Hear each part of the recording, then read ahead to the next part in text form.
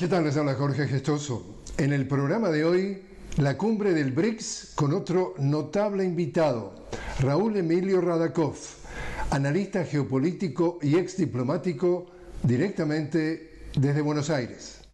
Raúl Emilio Radakov, una cálida bienvenida al programa. Muchas gracias, don Jorge Gestoso. Un honor estar con ustedes. Raúl, cumbre de los BRICS en Sudáfrica, en Johannesburg. ¿Qué importancia o qué lectura le das tú justamente a este nuevo encuentro de los países que están agrupados en esa sigla? Brasil por la B, Rusia por la R, India por la I, C, China, S, Sudáfrica.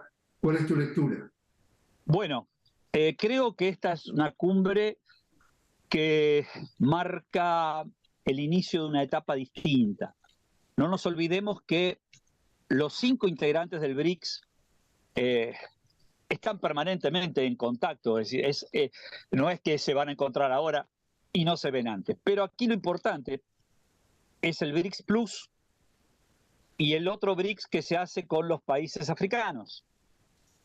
Esa es la clave del diseño multipolar que está intentando a toda costa lograr el BRICS. Cambiar el eje de un mundo unipolar dirigido con una única visión desde un solo sector a una visión más democrática y aperturista, donde cada país se sienta en mayor libertad de dedicarse a los negocios sin necesidad de que le metan la cuchara en todas las cuestiones políticas internas. Creo que ese es un punto importantísimo, que no se va a lograr sin dificultades, y de hecho que hemos visto que ha habido sobre el BRICS presiones y ataques. Fíjense, el presidente Putin no puede asistir a la cumbre de Johannesburg por razones de seguridad.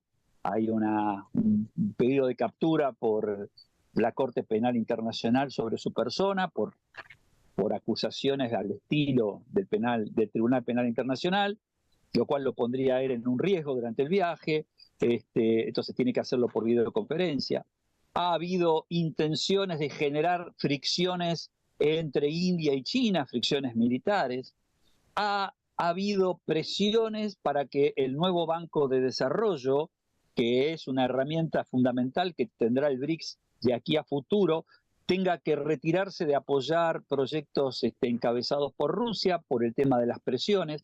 O sea, nos damos cuenta que aquí el BRICS es una forma de levantar la cabeza y cambiar el paradigma del mundo, pero es una tarea titánica y será muy difícil. Lo importante de esto es que, según los datos del Fondo Monetario Internacional, que no es precisamente, creo, el mejor amigo del BRICS, las economías del BRICS han superado en conjunto el tamaño del G7. Esto no es poca cosa, esto no es poca cosa. Sabemos que acá el tema es qué clase de economía y qué clase de manejo del mundo queremos de aquí al futuro. Uno hegemónico que siempre mire los intereses casi colonialistas de un grupo, o una relación más armónica entre los países de todo el mundo.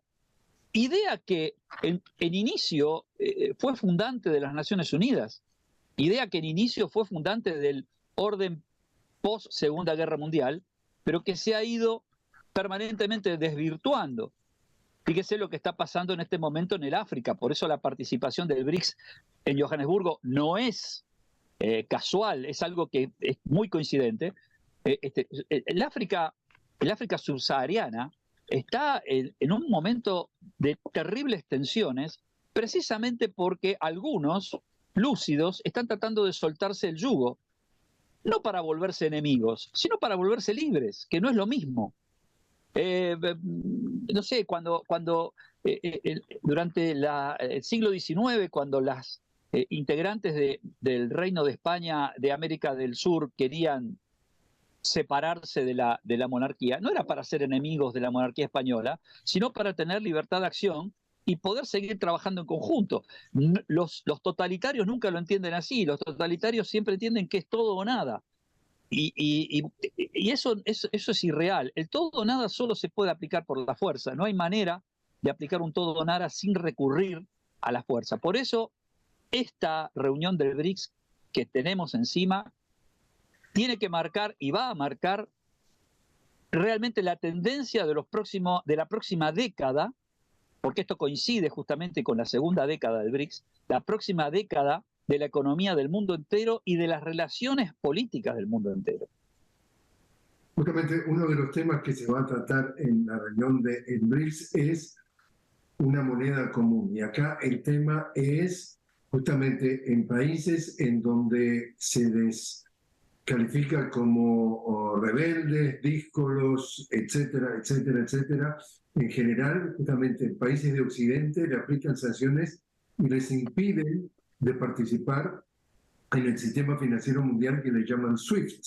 Por lo tanto, es una manera de asfixiarlos. Tenemos claramente en nuestra región 3 países como Venezuela, Cuba, Nicaragua, en donde son objeto justamente a esa limitación.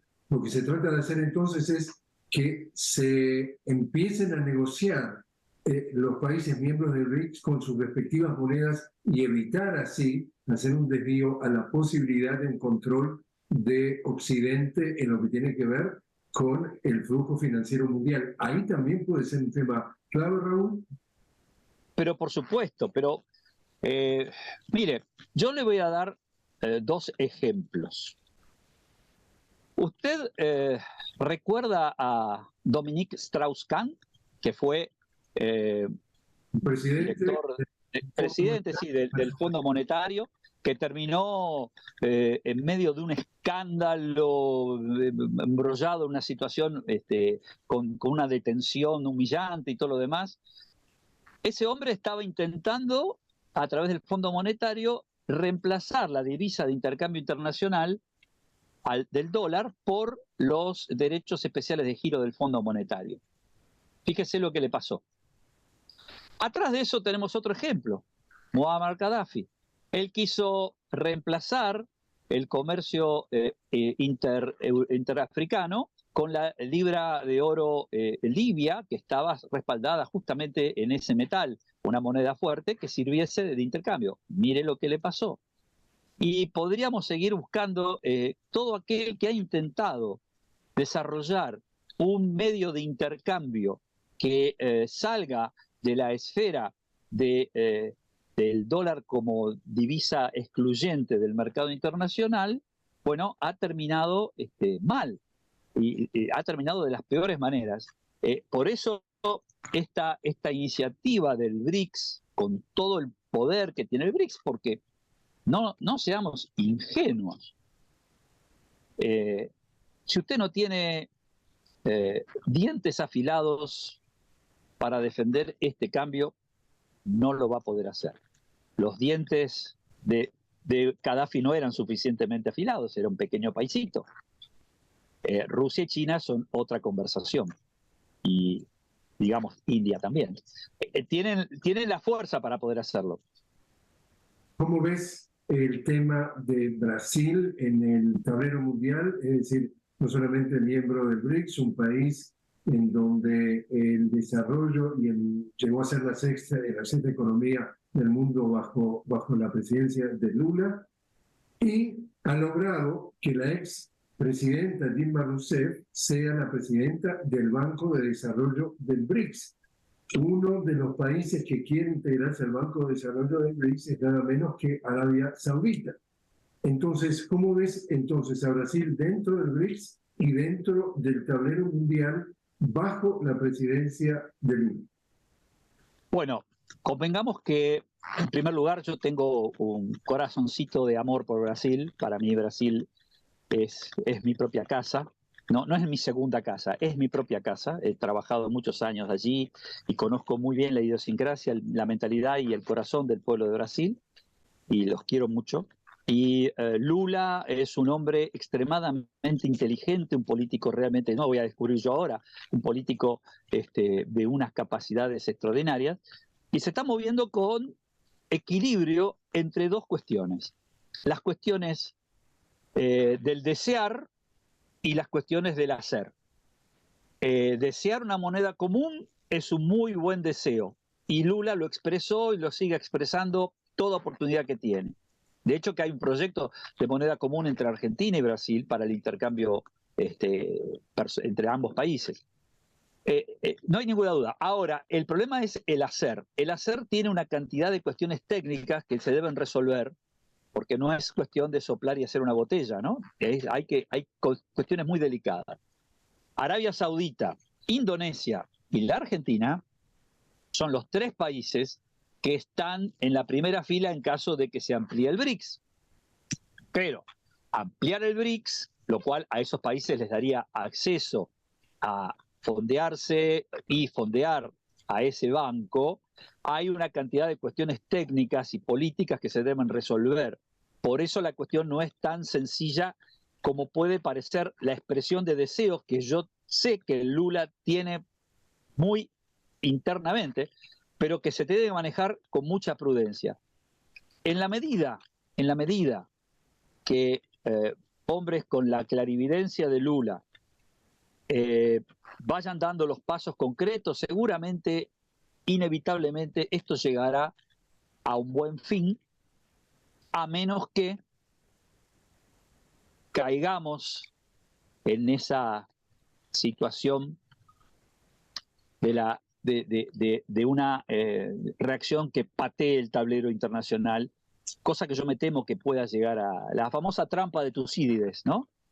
Donde uno sobrevalúa la amenaza y por las dudas te ataco, por las dudas rompo todo.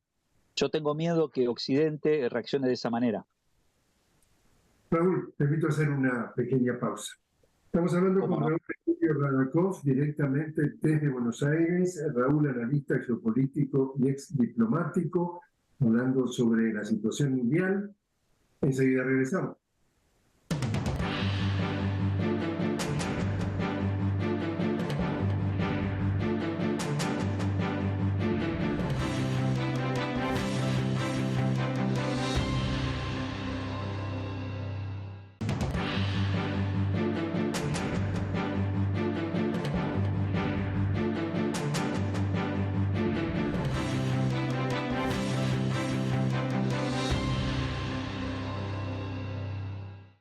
Seguimos conversando con Raúl Emilio Radakov, directamente desde Buenos Aires.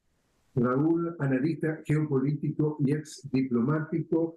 Raúl, hablábamos de África. África, en este momento están pasando cosas importantes porque lo que es históricamente el dominio colonial y neocolonial de Francia en algunos países, estamos hablando del caso de Níger, el caso de Burkina Faso, el caso de Mali, se le está yendo de las manos en cuanto a influencia a Francia.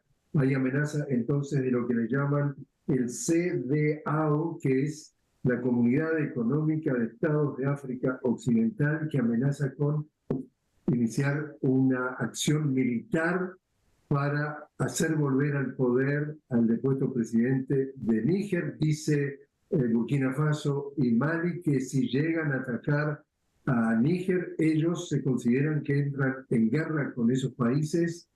¿Cómo ves entonces la influencia colonialista o neocolonialista, o como le quieran llamar, de Occidente en África hoy? Bueno, indudablemente es una situación extremadamente volátil, no hay ninguna duda de ello.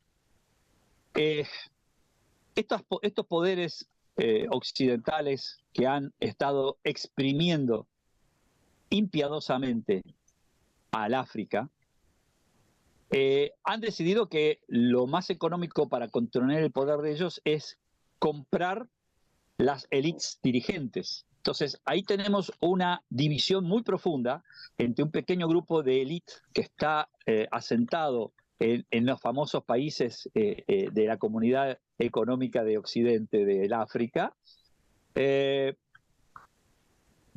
muy separado en su sentir con lo que van abajo, los que no participan de ese centro de decisión. Entonces,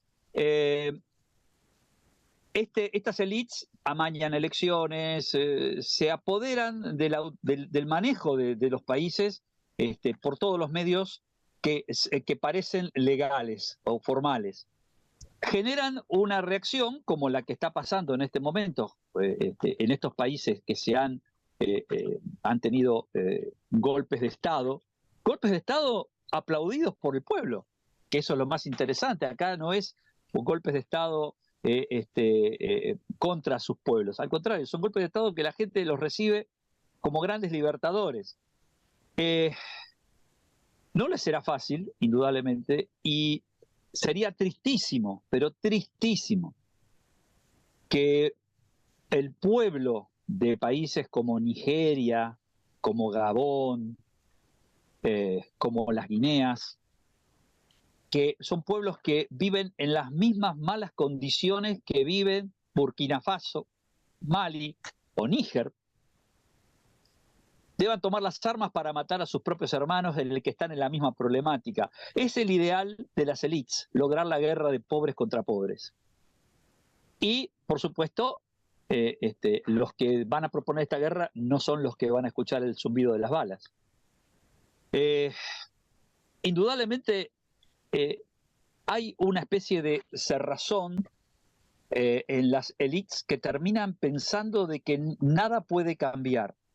Y por el deseo de preservar todo, terminan generando semejantes caos donde a veces hasta pierden todo.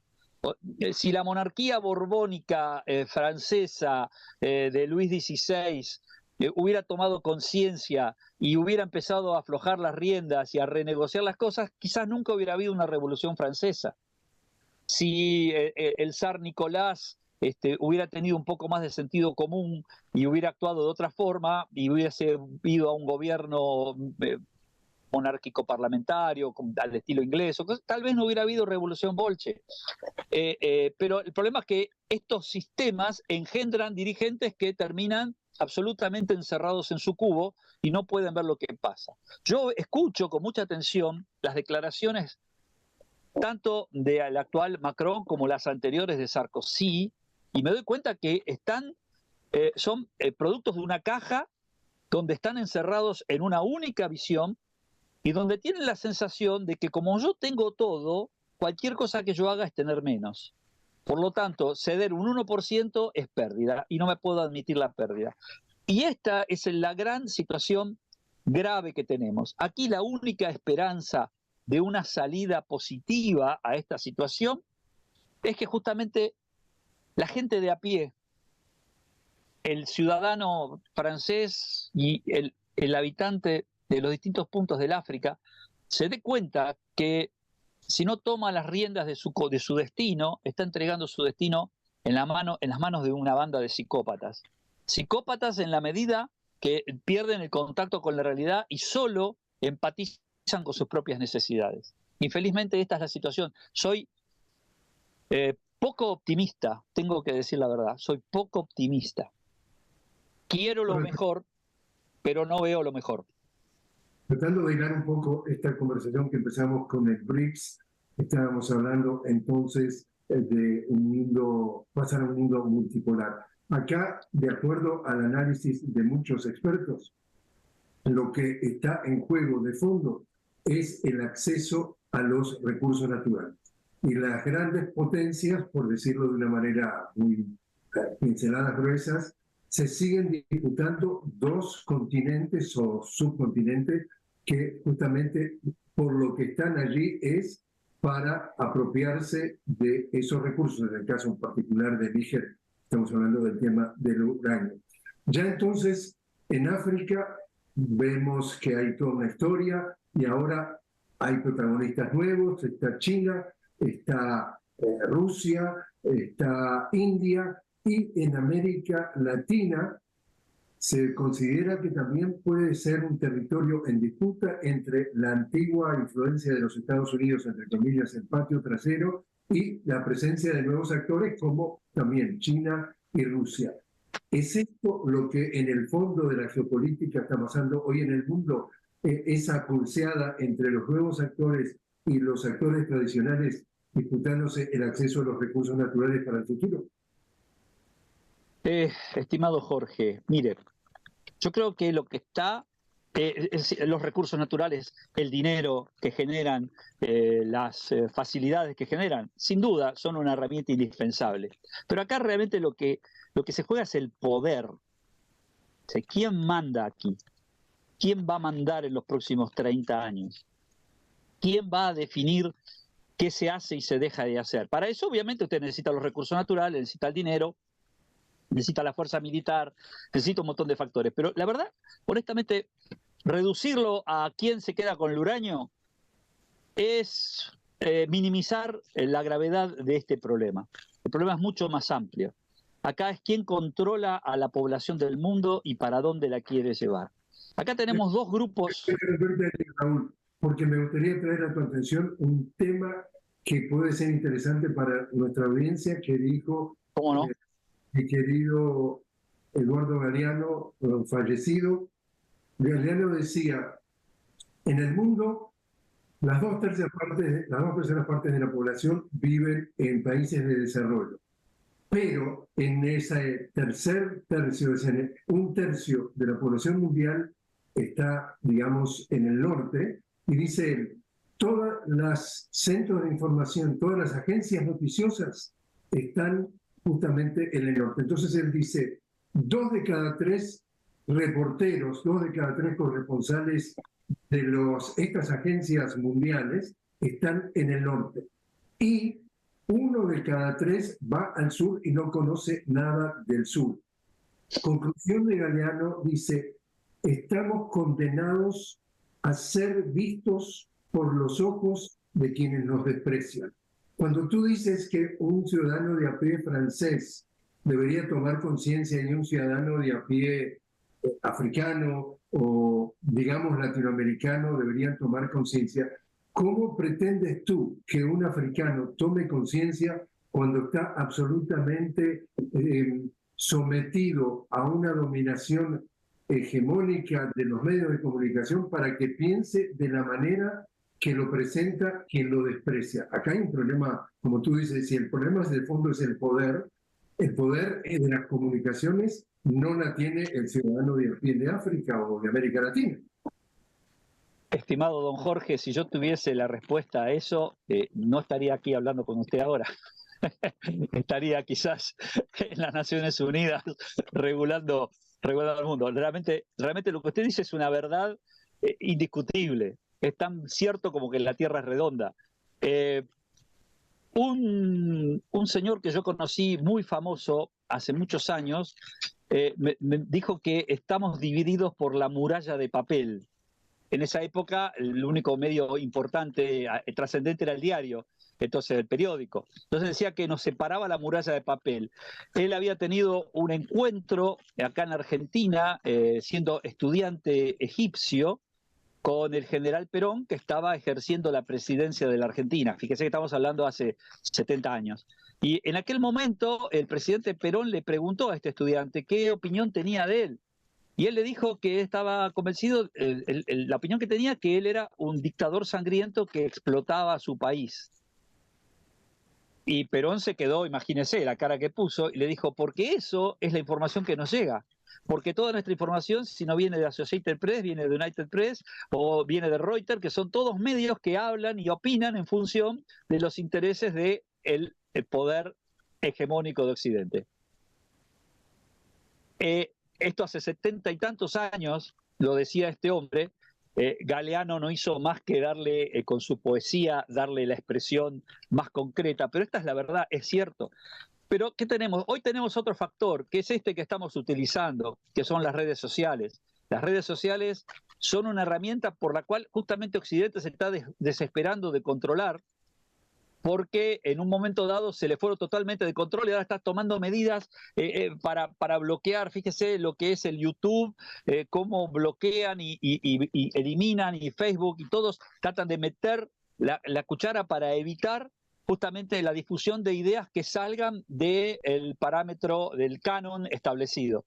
Creo que si hay alguna solución pasa por alguna cuestión por ese lado, pasa por estas redes sociales, por redes que eludan en buena medida el control de estos grupos hegemónicos.